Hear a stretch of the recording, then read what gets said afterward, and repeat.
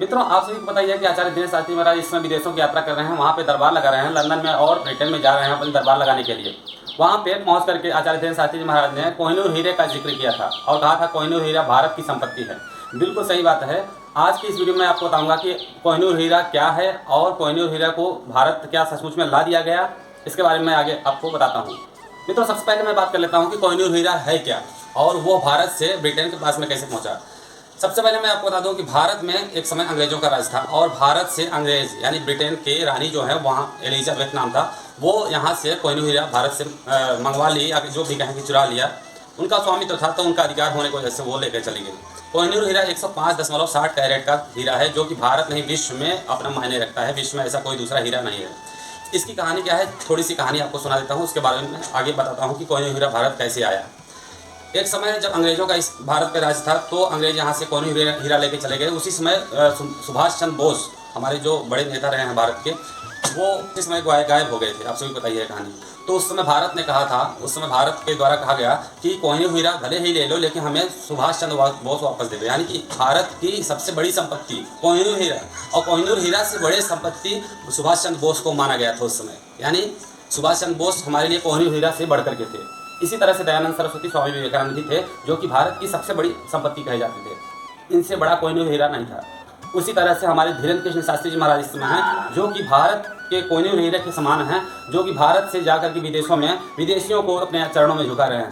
भारत का स्वाभिमान है कोहिनूर हीरा और वह स्वाभिमान कहीं न कहीं से वापस आ गया है। खैर, कोहिनूर हीरा की कहानी कह देते हैं थोड़ी सी।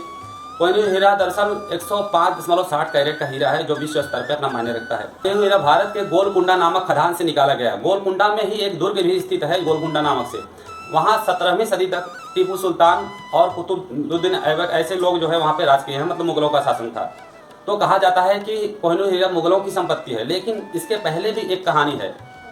आपको मैं बता दूं, कोहिनूर हीरा मुगलों की भी संपत्ति नहीं है। हमारे पुराणों में, क्षेपक कथाओं में एक जिक्र आता है कि यह श्यामंतक मणि है। दरअसल यह श्यामंतक मणि है जो कि भगवान कृष्ण ने जामवंत से लड़ाई करके छीना था और जामवंत का भी नहीं था, और सत्यभामा का था और सत्यभामा के पिता ने उन्हें दिया था श्यामंतक मणि को, और श्यामंतक मणि को भगवान सूर्य ने सत्यभामा को पिताजी को दिया था। तो कहने का मतलब है कि इसकी उत्पत्ति भगवान सूर्य से हुई है। सूर्य भगवान ने श्यामंतक मणि को सत्यभामा पिता को दिया था और यही वो दुर्ग है जो आज गोलकुंडा नामक से प्रसिद्ध है। और ऐसा माना जाता है कि इसी दुर्ग में सत्यभामा ने लास्ट में अपना मणि उतार करके रख दिया था और जो कि आज गोलकुंडा नामक से प्रसिद्ध है। वही दुर्ग है, वही खदान है जो कि ग्रेनाइट का पूरा पहाड़ ही ग्रेनाइट का है। वहाँ पे खदान निकलता ही है। तो वहीं से इसकी उत्पत्ति हुई थी। इस पे मुगलों का शासन था, उसके बाद में अंग्रेज़ों का शासन इस पे हो गया। आज कोहिनूर हीरा को भारत की जो है शान माना जाता है, गौरव माना जाता है। इसमें से निकल रही जो आभा है वही कोह है। नूर मतलब होता है हीरा, और इसे भारत का स्वाभिमान माना गया जो कि अंग्रेज़ों द्वारा लूट लिया गया था।